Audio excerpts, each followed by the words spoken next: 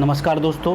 तो चलिए आज हम लोग दूसरे चैप्टर को पढ़ने के लिए जा रहे हैं, जो कि आपका जो है गॉस के नियम जो है इस चैप्टर में खास करके आपको पढ़ना है गॉस के नियम के बारे में।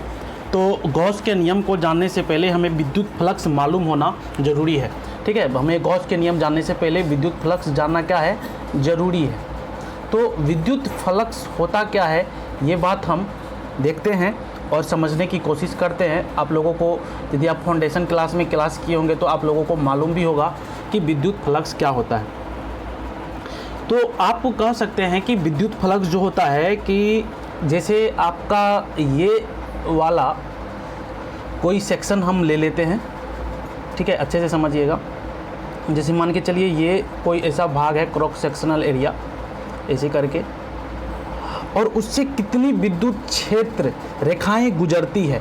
विद्युत क्षेत्र रेखाएं मतलब ये आपका क्या है, विद्युत क्षेत्र रेखाएं, और ये होकर के गुजर रही है, ये होकर के जो गुजर रही है, ये जो होकर के गुजर रही है, ये हमारा क्या कहलाता है, विद्युत फ्लक्स कहता है। यानी कि कोई सतह है, ये हमारा क्या है, सतह है, और इस सतह से कितना विद्युत जो है, विद्युत इसमें से कितना आपका विद्युत फ्लक्स में कितना जो है आपका ये पास हो रहा है, विद्युत क्षेत्र कितना पास हो रहा है, उसे हम क्या कहेंगे, विद्युत फ्लक्स कहेंगे। जैसे मान करके चलिए आपके पास ये जस्ट एग्जांपल के लिए ये आपके पास एक है, ठीक है, और इसमें यदि कोई विद्युत जा रहा है तो इस प्रकार से आपका जा रहा है, इस प्रकार से जा रहा है, इस प्रकार से जा रहा है, तो बहुत सारा विद्युत जा रहा होगा, जा रहा होगा, जा रहा होगा। कुछ विद्युत ऊपर से निकल जाता होगा, कुछ विद्युत क्या होगा, ऊपर से निकल जाता होगा या नीचे से निकल जाता होगा। तो इसके अंदर से जितना विद्युत जा कर के बाहर निकलता है उसे हम क्या कहते हैं, विद्युत फ्लक्स कहते हैं। तो ये हमारा विद्युत फ्लक्स होता है। तो यहाँ पे हम कह सकते हैं कि थीटा इजकल टू 0। यहाँ पे एंगल कितना बन रहा है, देखिए जा रहा है सीधा सा, सीधी सीधी निकल जा रहा है, तो थीटा क्या हो जा रहा है, हमारा 0 हो रहा है। और ये आपका जो है, ये आपका क्या है, यहाँ से जो निकल रहा है ये आपका हो गया विद्युत क्षेत्र, ठीक है। तो विद्युत फ्लक्स बराबर क्या होगा आपका, विद्युत फ्लक्स जो होगा, तो विद्युत फ्लक्स जो होगा ये आपका अधिकतम होगा। यानी कि जब आपका सतह इस प्रकार से हो तो विद्युत फ्लक्स क्या होगा, अधिकतम होगा। तो विद्युत फ्लक्स बराबर सबसे पहले होता क्या है सोच समझ लेते हैं। तो विद्युत फ्लक्स यानी कि इसको हम फाई से डिनोट करते हैं। फाई इजकल टू होता है हमारा ई एस कॉस थीटा। क्या होता है, ई एस कॉस थीटा, जहाँ पे फाई मैक्स इजकल टू हो जाएगा हमारा, फाई मैक्स की बात करें यानी कि मैक्सिमम की बात करें तो ये हो जाता है ई एस। क्यों ई एस हो जाता है, तो देखिए इस वाले केस में हमारा क्या है कि कितनी रेखाएं जा रही, जितना भी जा रहा है वहाँ पे थीटा हमारा कितना है, 0 हो जा रहा है। तो कॉस 0 का वैल्यू कितना हो जाएगा, 1 हो जाएगा, इसीलिए फाई मैक्स हमारा यहाँ पे क्या हो जाएगा, ई एस हो जाएगा। तो टोटली यदि हम फॉर्मूला की बात करें तो फाई इजकल टू आपका होता है, विद्युत फ्लक्स यदि निकालने कहा जाएगा तो हम क्या कहेंगे, phi equal to E S cos theta, E S cos theta. अब इसमें किसको हम क्या कहते हैं ये समझना जरूरी है। तो सबसे पहले आप ई जो है, ये इस ई को हम क्या कहते हैं, विद्युत क्षेत्र कहते हैं। ई को हम क्या कहते हैं, विद्युत क्षेत्र कहते हैं। ये बात आप ध्यान रखिएगा और याद रखिएगा।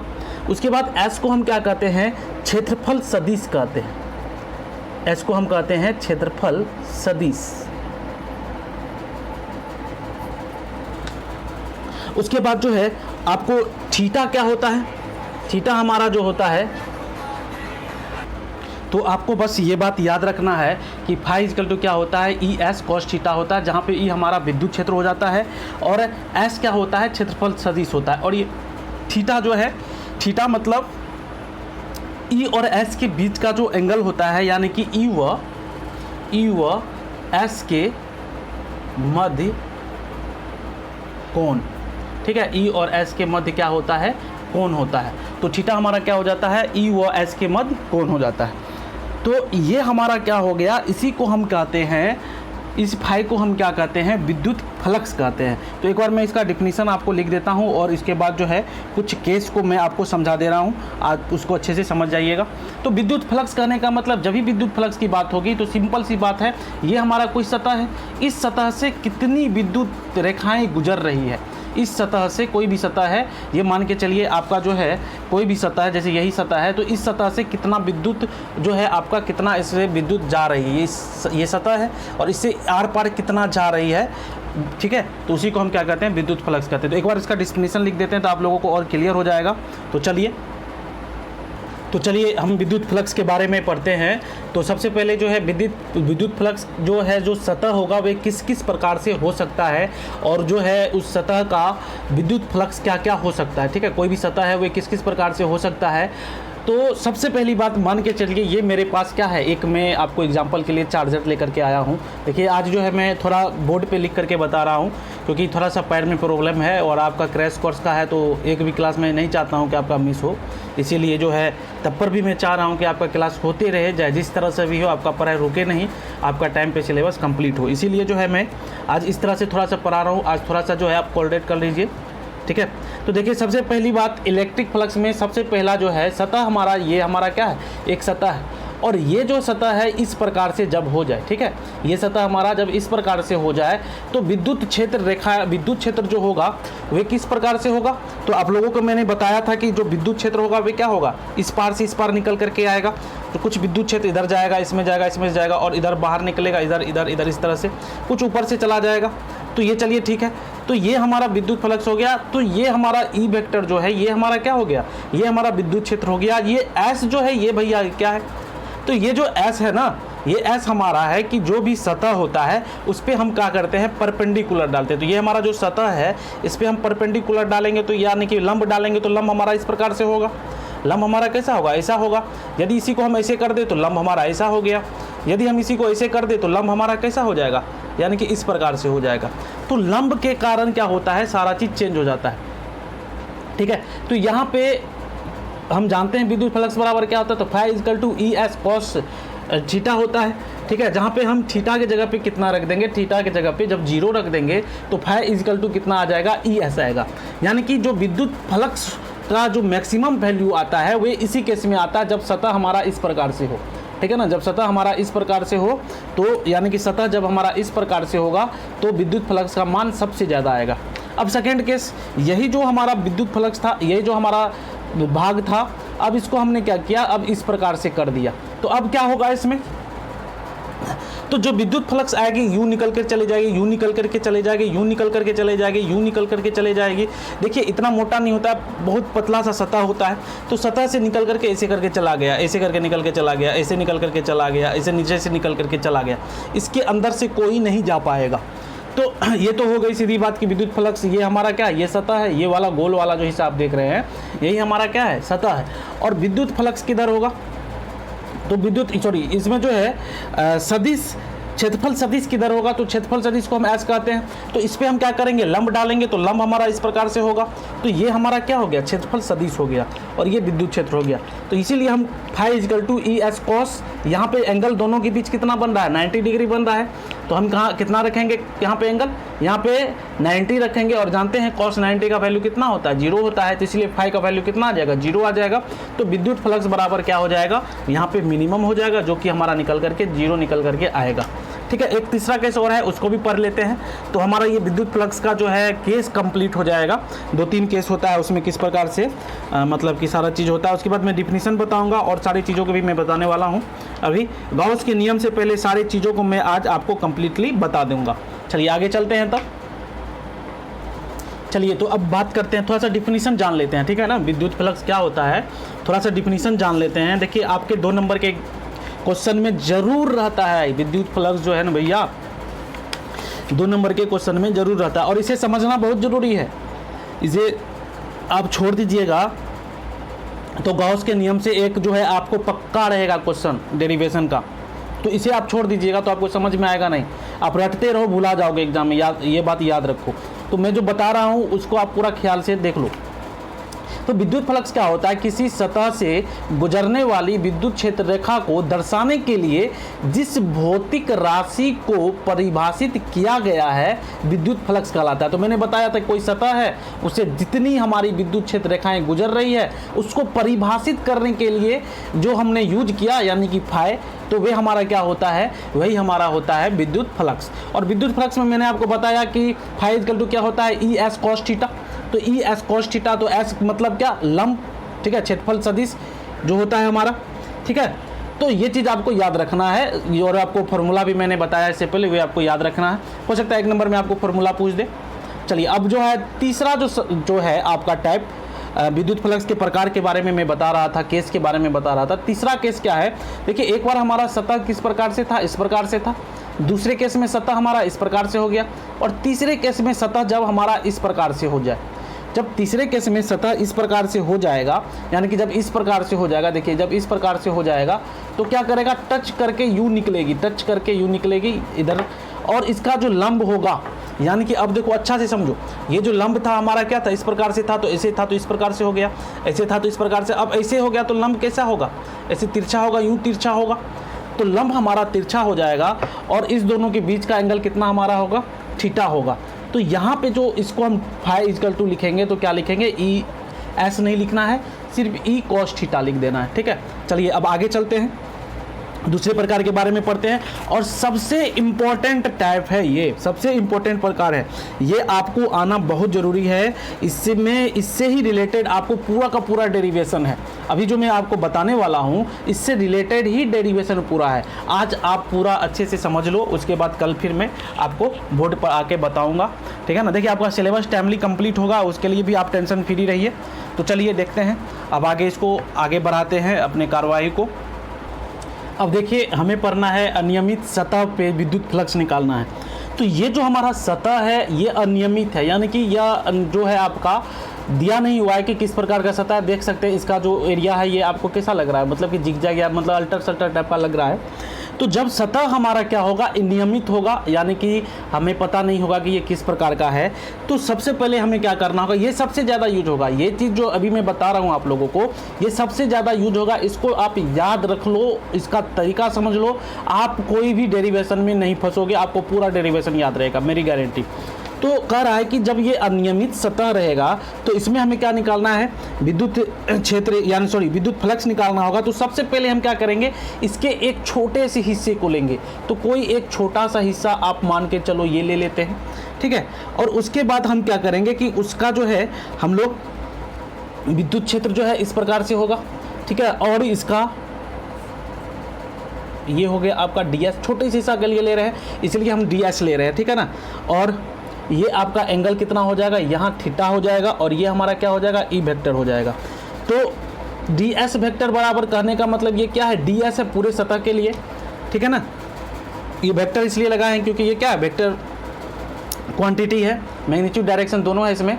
तो देखिए ये डी एस जो था, यानी कि जो एस था तो ये पूरे के लिए हम लेते तो एस लेते, लेकिन डी एस क्यों लिए, क्योंकि कोई भी चीज़ का हम छोटा सा हिस्सा लेकर के उसका कैलकुलेशन यदि करेंगे तो हमें डी एस लेना होता है। ये बात आप याद रख लीजिए, कोई भी बड़ा सतह है उसके लिए छोटा सा हिस्सा लेकर के हम कैलकुलेशन करेंगे तो डी एस लेना होता है, उसको डिफ्रेंशिएट करना होता है। तो डिफ्रेंशिएट करने का मतलब होता क्या है कि उसके एक छोटे से हिस्से के लिए हम क्या निकाल रहे हैं, मतलब कोई चीज़ निकाल रहे हैं।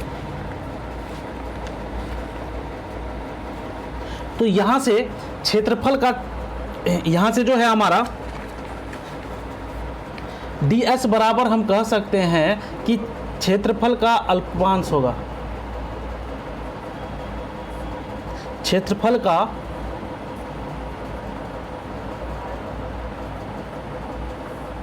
अल्पांश होगा, ठीक है। और यहाँ ये सतह हमारा कैसा है, ये सतह हमारा अनियमित है, यह सतह हमारा कैसा है, सतह अनियमित है। तो अल्प फ्लक्स के लिए, यानी कि हम इस छोटे से पूरे फ्लक्स में एक छोटे से हिस्से के लिए जब निकालेंगे तो अल्प फ्लक्स हमारा क्या हो जाएगा, तो ये जो अल्प फ्लक्स होगा, ये अल्प फ्लक्स जो हमारा होगा ये हो जाएगा अल्प flux equal to D phi equal to E D S cos theta. ये हमारा क्या हो जाएगा, यानी कि अल्प फ्लक्स, ये छोटे से हिस्से के लिए निकालेंगे तो D phi equal to E D S cos theta. तो डी फाई हमारा निकल करके आएगा, ये आ जाएगा E vector dot D S vector. आप पढ़े होंगे कि ई डी एस को हम E D S cos theta को हम लिख सकते हैं E vector dot D S vector. आप 11th क्लास में ये चीज़ को पढ़े होंगे। अब हमारे पास क्या है कि एक छोटे से हिस्से के लिए हमने क्या निकाला, विद्युत फ्लक्स निकाल लिया है, डी फाई इजकल टू ये। अब हम संपूर्ण हिस्सा का निकालेंगे। तो संपूर्ण हिस्सा के निकालने के लिए हमें क्या करना होगा, तो संपूर्ण सतह को निकालने के लिए, संपूर्ण हिस्से को निकालने के लिए हमें क्या करना होगा कि इंटीग्रेट करना होगा। अब चलिए हम संपूर्ण सतह का निकालते हैं। अब संपूर्ण सतह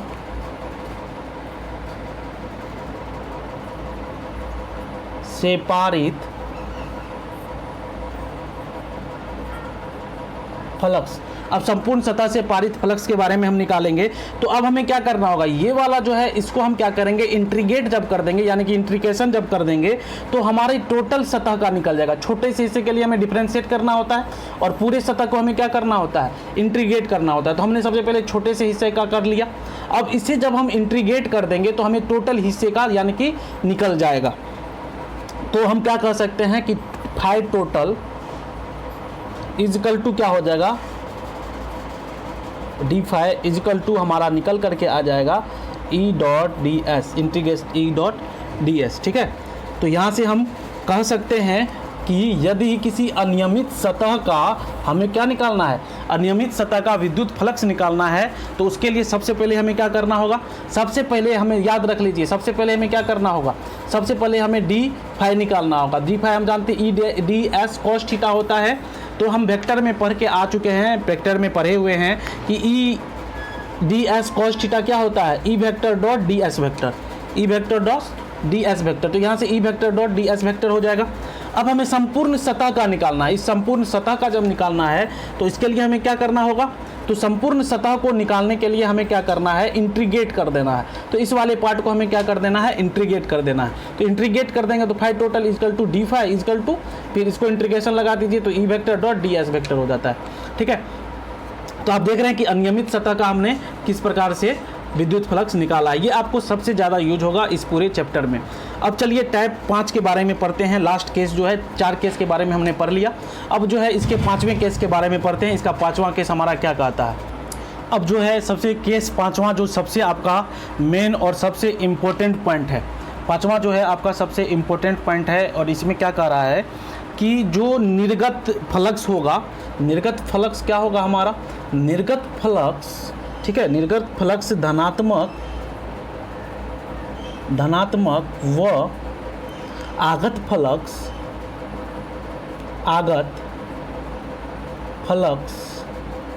जो है आपको ऋणात्मक लिया जाता है।